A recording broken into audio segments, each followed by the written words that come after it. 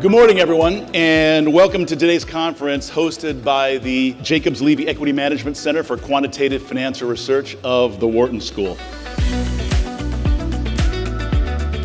We're pleased to be here for the Center's annual Frontiers in Quantitative Finance Conference. We truly appreciate Bruce's and Ken's ongoing partnership and leadership, and all the opportunities for students and faculty at Wharton made possible by their ongoing support, tangible and intangible. This conference embodies the Jacobs Levy Center's mission to bridge academia and practice, bringing faculty and students and financial practitioners together to learn about and discuss the latest research in quantitative finance.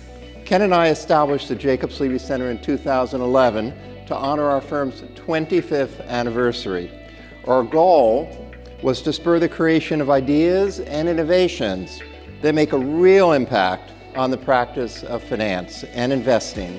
There's this fact that we probably all know that if you look at short-term performance 1 month out of stocks that have gone up over the last month, they tend to underperform slightly those that have gone down over the last month. And it's fairly weak in the data.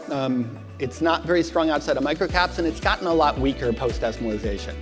What I appreciate most is this paper provides a novel and useful estimate of the expected returns from liquidity provision.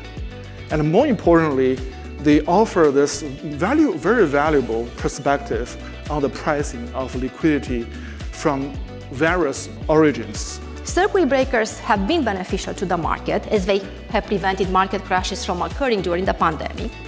However, while designed to accommodate news shocks, most of the trading calls turn out to be liquidity events.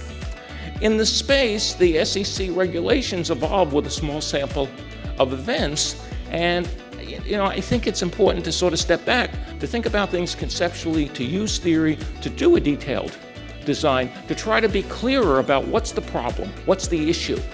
We now have a distinct and great pleasure of highlighting the 2023 winners of the Jacobs Levy Center Research Paper Prizes. They recognize outstanding scholarship in quantitative financial research by members of the Wharton faculty and their co-authors. We now invite the authors who are with us here today to join us up on the podium to accept their awards. Congratulations. So now it is my job to entertain this audience with a highly technical paper after lunch. I hope you have had enough coffee. So in the end, we demonstrate a statistical limits to arbitrage. And the economic consequence is that this statistical limit widens the bound in which mispricing can survive in the presence of arbitrageurs. So first thing I want to talk about is big picture. I don't think this is obviously a paper about asset pricing, about arbitrage, but fundamentally this is a paper about expectation formation. We care about asset prices, and we do form expectations about asset prices, about returns, and that's how arbitrageurs do arbitrage. It's my pleasure now to introduce today's panel discussion, Advances in Market Microstructure. What other sorts of things have you seen in the last few years that you think were surprising to the markets? I think the biggest innovations or changes that we've seen have been in terms of technology, in terms of speed, in terms of the tools that are being utilized, rather than being able to identify a singular idea that has changed the landscape. People who make markets, people who trade are, from my experience, smart people who have money to serve as a very strong motivation to get things right. So how much do we have to tell them that they don't already know? I think the other important category is regulation that is constantly evolving, occasionally restrictions on short sales and things like that are affecting the way that trade happens. The 2023 Wharton Jacobs Levy Prize recipient, Albert S. Pietkyle, is being honored for his groundbreaking work exploring the market impact of trading and its effects on prices and liquidity.